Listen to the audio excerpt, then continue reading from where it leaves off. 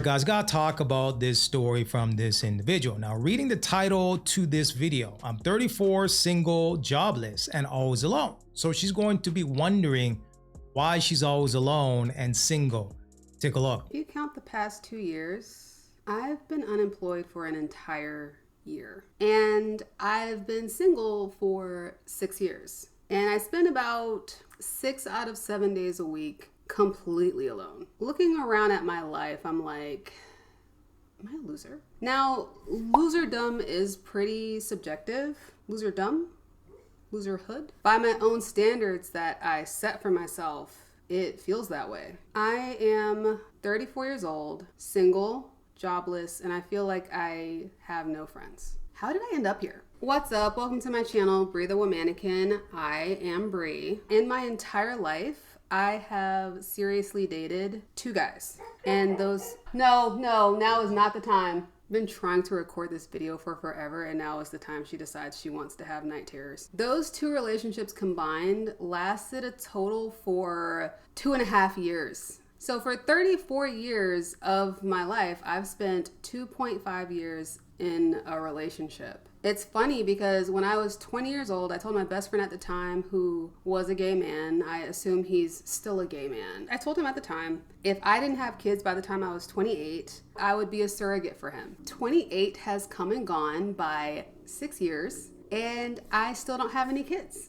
surrogate or otherwise. Last year in January, I told myself, if I haven't met anybody by April, that's it. I'm giving up. I'm not looking anymore. And at that point, I had been single for 4 years. And in April, it was going to be 5 years. Chronically single, no man in sight, and she has no income coming in. And she's now making a video on social media about her dynamic. Again, this is not an uncommon situation. We've definitely seen this before when it comes to these videos that we're reacting to, but let's keep going. And 5 years is half a decade, but April came and April went, and I was still single. And something in me just shifted. Before that, I was such a romantic. I loved romance movies. My favorites are Bridget Jones's Diary, and I love Emily. And I thought that my Mark Darcy was out there somewhere. But after April, I just completely disconnected from that. I stopped looking at romance like, oh, I need to feel butterflies. I need to feel a spark with someone. And I started looking at it practically, like, I need somebody to help me pay bills. I need health insurance.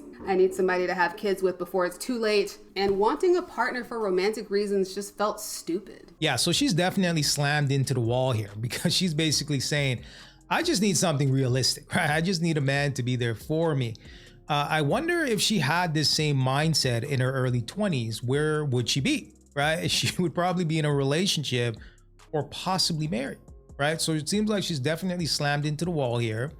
The options are drying up, and now she's having a shift when it comes to the way she thinks. Not necessarily her coming to that realization on her own, but more so her environment and the circumstances, right? The circumstances is basically forcing her to be more realistic because now her options are drying up. That's what teenagers want. Butterflies, to be romanced. All that stuff is dumb. You could say that I sound jaded, and you'd be right. I was so confused because guys would be interested in me at first, and then they would romantically ghost me. They'd start treating me like I was just an acquaintance. And sometimes I would ask them directly, like, hey, what happened? And they would never tell me. I am neurodivergent. I have ADHD. And one of the things that means is that I don't always pick up on social cues, and I need things stated directly. So there was a guy that I liked for a year. He was in a relationship at first, so I just had a crush on him from like afar. And then suddenly he was hanging around me a lot. He was trying to come over. He wanted to go places I was going. Everything just kind of seemed so sudden. And we met up at a party, and because we weren't dating, I danced with another guy. And he completely stopped talking to me after that happened. And I asked him directly multiple times, what happened? And his response was, I don't know what you're talking about. Yeah, so he gaslit me, which is always fun. Sadly, this is very common when you're in a relationship. They tend to like you more versus when you're outside of a relationship. So you liked him for a whole year when he was in a relationship. Now that he's no longer in a relationship and you guys are hanging out more, yeah, now you're dancing with other guys. So, obviously he's viewing it like you're not serious, right? You're not serious. You're for the streets. She's just out here doing her own thing. So why am I going to stick around, right? If you're at a party, I don't know if she's saying that she was dancing with another guy at the same party. I mean, if he saw that, yeah, obviously he's not going to stick around. He's going to go somewhere else and he's not going to deal with the nonsense. So the fact that she's saying that she was gaslit is crazy to think about here, but let's keep going. Guys don't like when they're interested in you and you dance with another guy, but I didn't know, because for me, technically we weren't dating. And I had a lot of guy friends at that time. I thought we were just hanging out. And I incorrectly assumed that if he were interested in me, he would have just told me. Another problem that I had, I would look to characters on TV and in shows, and I would try to become more like them. But I was becoming the type of woman that I'm attracted to in stories. The cool girl, the manic pixie dream girl, the fun girl, the lovable, socially awkward loser, which are not the type of women that men that I like are actually attracted to. So not only was I not being myself, I wasn't even doing it to my own benefit, because that shit was not working. I guess for like a guy, that's like if you really resonated with, like, I don't know, John Cena or Dwayne Johnson. That's like if you wanted to get a girl to like you and you started acting like The Rock and saying shit like The Rock would say. But what women want in dating is the Timothy Chalamets and the Ryan Goslings. I think also, like, I just don't like people frequently enough, and I don't really have ways of meeting new partners because all of my hobbies are solo hobbies and I work from home. Yeah, so I'm trying to let the video play out as long as possible here, but there's just so many red flags. I promise I'm gonna pause it less and less here, but why is your personality surrounding characters, right? I mean, why?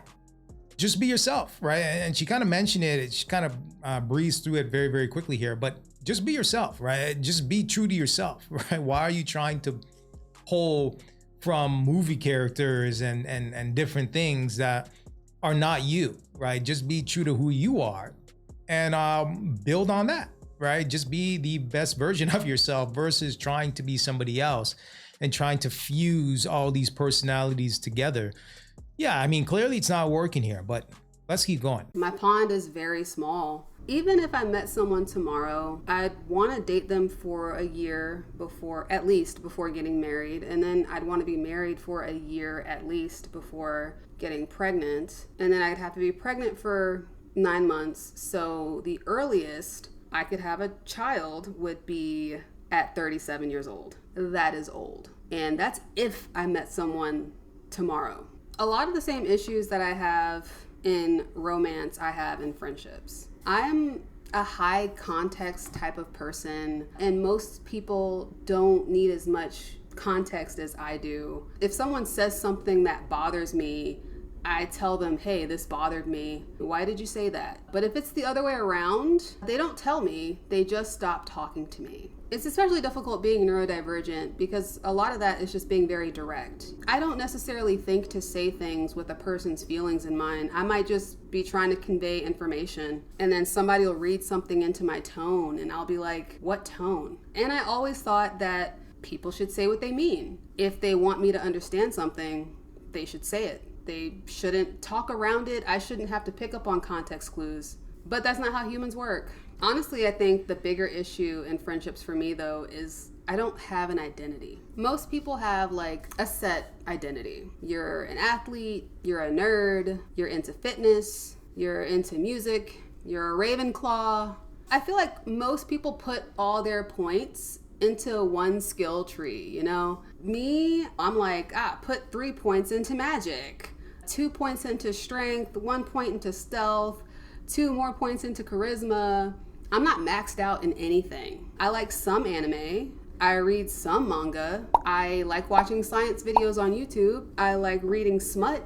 I'm not really into movies. The other day, my mom was complaining about how she didn't like that Netflix knew that she was a black woman based on what she was getting recommended. What? And I was curious as to what my algorithm thought about me, and it was all over the place. I don't think there's anything wrong with that. I'm not doing it on purpose. I just have very diverse interests, and I always have.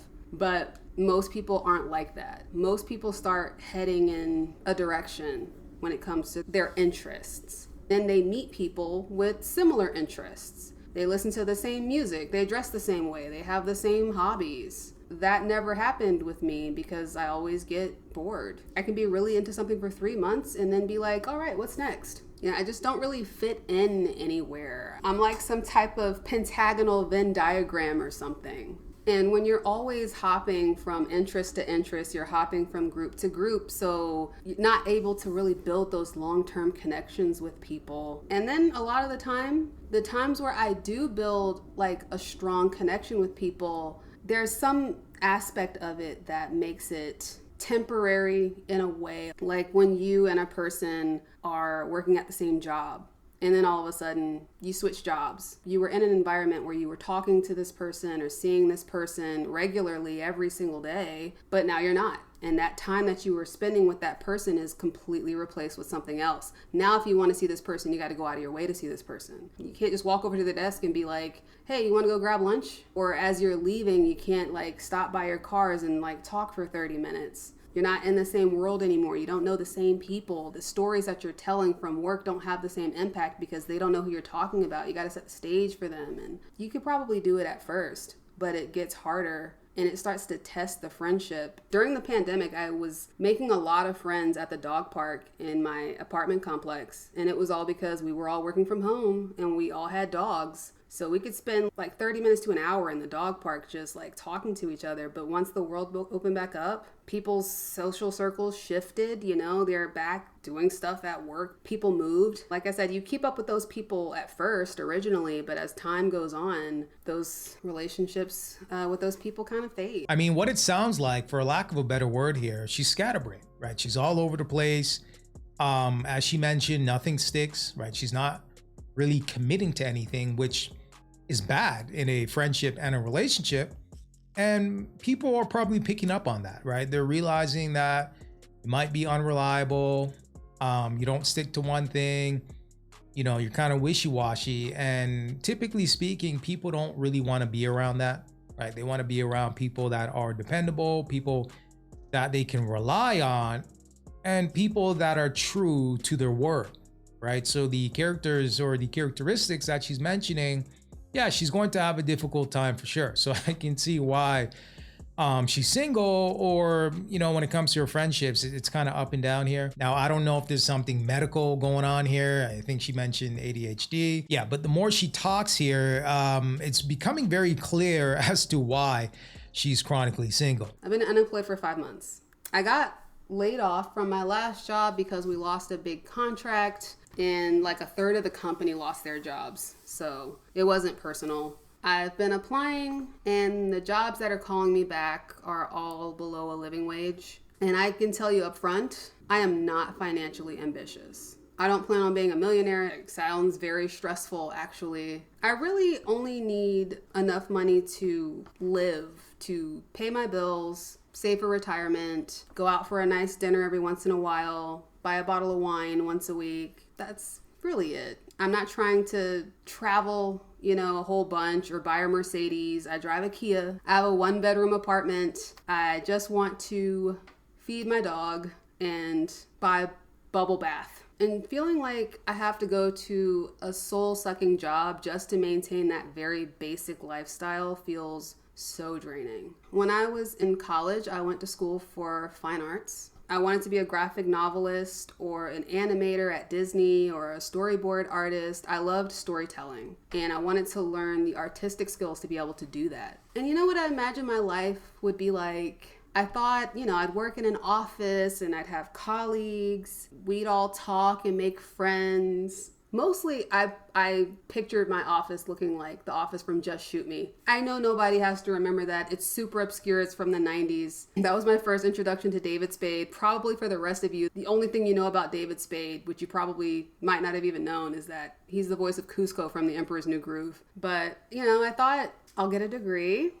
I'll get a good paying job. I'll work with other creative people and everything will just work out. I genuinely thought that that's what adult life was going to look like. But what I did not realize was that I was a neurodivergent introvert with ADHD. I wanted to work in an office environment that requires you to not be those things. My nature was not compatible with the life that I was trying to build. And I didn't really figure that out until I had already graduated and started working. I am fundamentally incompatible with office environments. Work is not intuitive to me. Like I said before, I need a lot of context before I can fully grasp a project. If somebody says, Brianna, I need you to build a house, I have questions. What type of house? Do you want a townhouse? Do you want a single family home? 1 story, 2 stories? How many bedrooms? I feel like managers want you to just intuit the needs of the company, of the business, of them, of the job. And they kind of want you to just read their minds. They give you an assignment and they want you to just go off and make it happen. But I can't do that. Something else I hate is office politics that are at play. When you see it on TV, all that drama and office hijinks seems like fun until you're in it and it's your job that's on the line that is paying you for your lifestyle. Then it's horrifying. I've been in situations where I had a terrible manager who I was afraid to say anything about because I was afraid that I was going to get fired or I was going to get in trouble. The worst manager I ever had called me a hoe in a team meeting. So I'm going to set the scene. My manager was a Black woman, which I would have thought so much more of her for her to put me, another woman, in this situation. And there were 2 other people present. One was a 50-year-old Pakistani man, and the other was a Black guy who was around my age. I'm going to be honest with you guys. I don't know how much more I have in me to listen to this. Right? It's just all over the place, right? It's information overload. It kind of reminds me of when I used to work in a call center and you're talking to older folks, technical support, and you're trying to get to the root cause of the issue.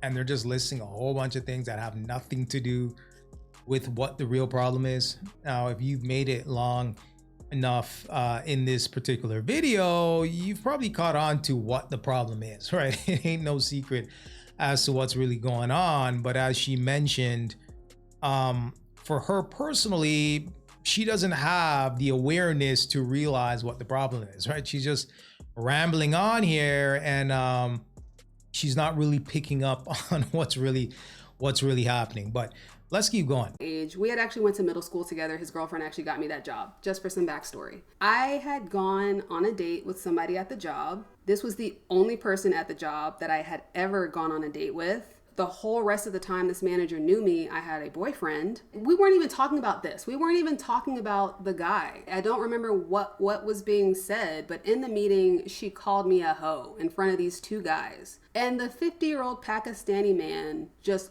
bursts out laughing. I don't even think he had a complete grasp on the English language, but he knew what a hoe was, and he thought that shit was hilarious. I never heard this man laugh in my life. He was super stoic, didn't show any emotions, just kind of gave a blank stare all the time. And to this day, I do not know if he was laughing out of discomfort or if he agreed with her or if he was shocked, but he was really laughing. And that's the type of shit that I'm like, I just don't want to deal with that. I know you're probably thinking like, well, did you tell anyone? First of all, this lady had both her hands cupping in the back pockets, cupping the booty of our director. My director loved her. I just wasn't trying to put the spotlight on me. I was already struggling with the work as it is. Even though I had 2 witnesses there, I didn't feel comfortable. And then it's like, I tell on my boss and I tell that she called me a hoe in this team meeting. She's not going to get fired. She'll probably get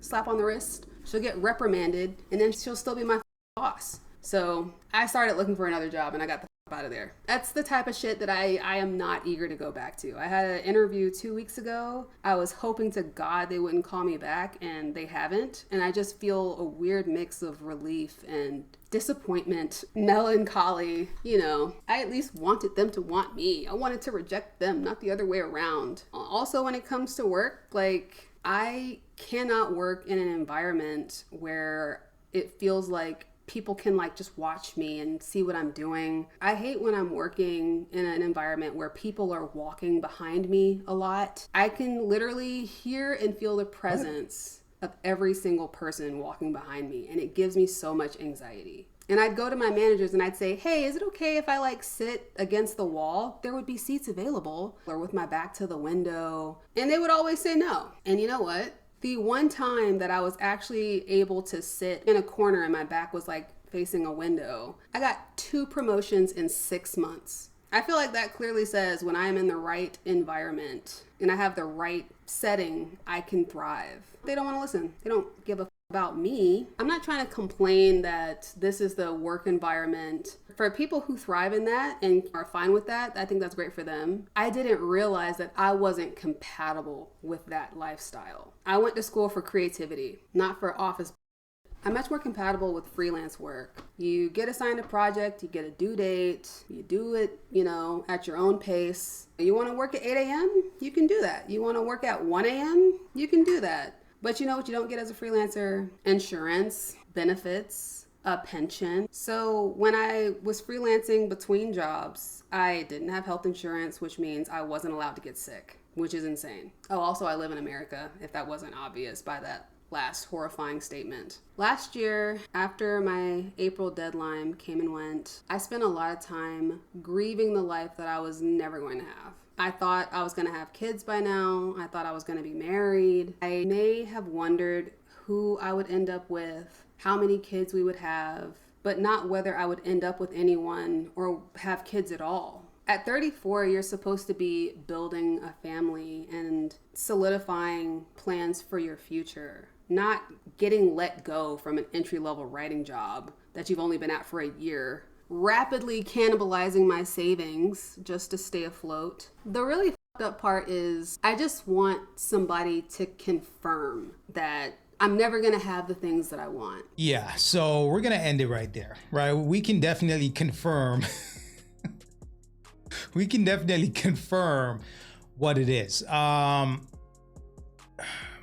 There's a lot to unpack here, a whole lot. Okay, any high value, high productive, high capable man would look at this and run for the hills, right? And don't look back. Yeah, there's a lot to unpack here. There really is. I don't know if she needs medication. I don't know if she needs therapy, an intervention. I don't know what she needs here, but a lot of guys are basically saying, yeah, I don't even want to find out. I don't even want to explain myself, right? She's being ghosted and men don't even want to burn calories to explain themselves, right? They're simply removing themselves quickly and neatly from the situation because they don't want to deal with it. So, you know, hey, and I'm not trying to be mean here, but hopefully she's able to look back at this. Perhaps maybe she's getting some feedback in the comment section, but yeah, the men that she wants are gonna look at this and be like, yeah, I'm good. I am good.